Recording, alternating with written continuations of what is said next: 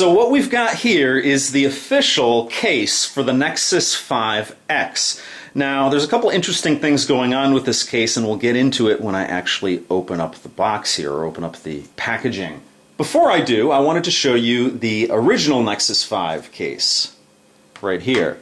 Now, I've had this case for almost 2 years now. Unfortunately, the case didn't come out at the same time as the phone, so I had to be really, really careful with the phone until I was able to get the case. I think the case came out at least a month later.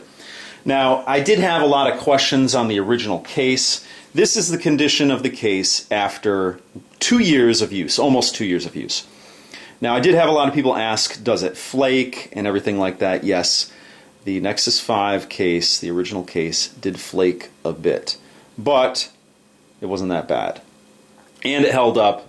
And it really protected my phone. My phone looks basically brand new. But that's the original case, and as you can tell between the size difference here, the Nexus 5 is a little bit smaller than the Nexus 5X.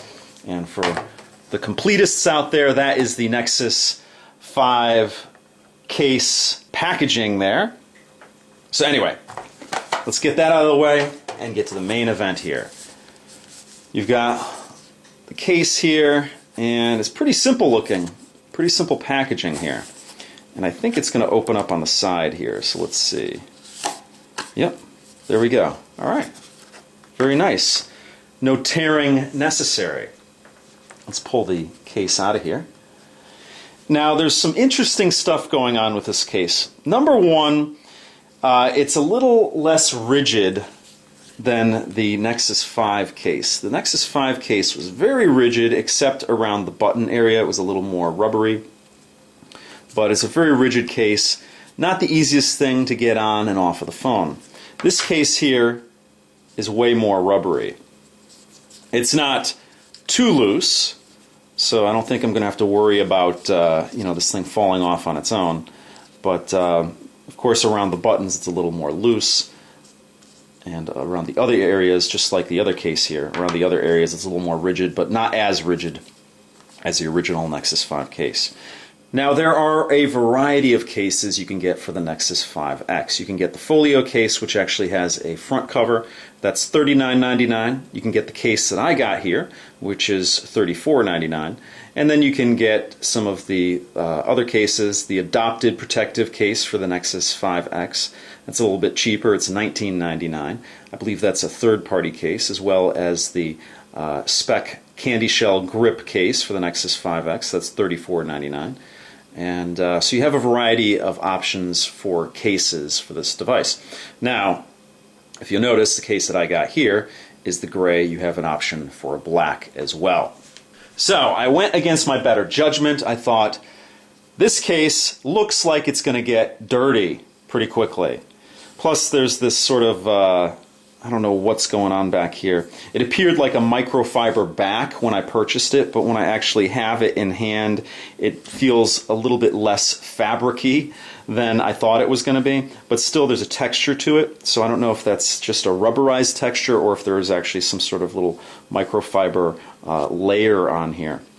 However, my first thought when I was going to buy this, I thought, well, it's going to get dirty easily. This gray is going to pick up dirt, and then of course this back, if it's fabric or whatever, is really going to get dirty. But if you saw my unboxing video on the actual Nexus 5 itself, or 5X itself, you'll know that I just got to a point where I'm sick of the black slab phones. So I wanted something different, even if it would mean that it would get dirty really quickly. So I'm going to give this a try. It's $35, of course. This is just basically a piece of rubber, so, as I say always with cases, there's a high markup on them. But if you want to protect your phone and you want a first-party case, I could go with a cheaper option, but I do want to get the first-party case and try it out because it does look a little bit different than what I'm used to with cases. You have your Nexus branding there, then you have this design above that, as you can see, as I scroll up here. Then you have a place for the fingerprint sensor, then you have a place for the camera, and then your dual LED flash, and then the sensor, I believe the laser on the back here as well. The case is, it still has, it sort of mimics the look of the Nexus 5X. And the case for the original Nexus 5 didn't really. It had more of a flat, just a straight flat back, which the Nexus 5 didn't have. It had more of a rounded back.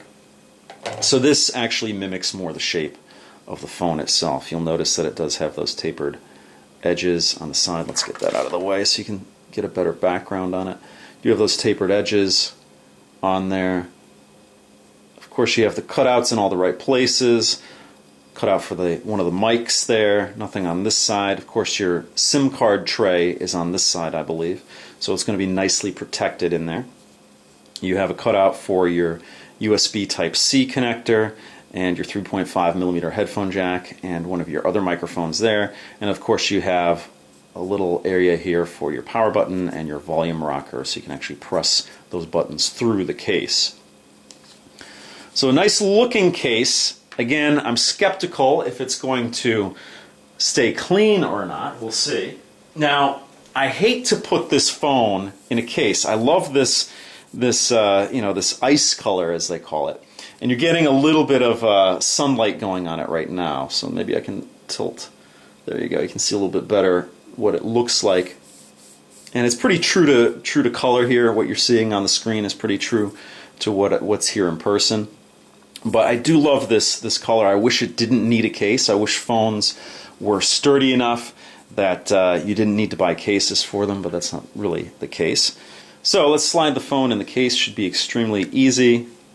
Again, like I said, it's not as rigid as the other Nexus 5 case. There we go. Interesting looking case there. And this is actually the first time I've actually had a case that wasn't black. So it's interesting that you actually get that little rim on the side there. That's what it looks like from the side. Of course, from the back.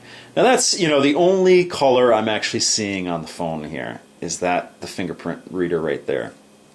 So I'm kind of bummed about that, but I do like the way the case looks. It sort of has a textile look to it. So it's interesting. Definitely not your characteristic black slab. Now again, this back, I'm not quite sure if it is actual microfiber or if it's just a painted layer, textured layer on there, or what. But it does feel like microfiber. And notwithstanding the dirt it might pick up, it does have a nice feel to it.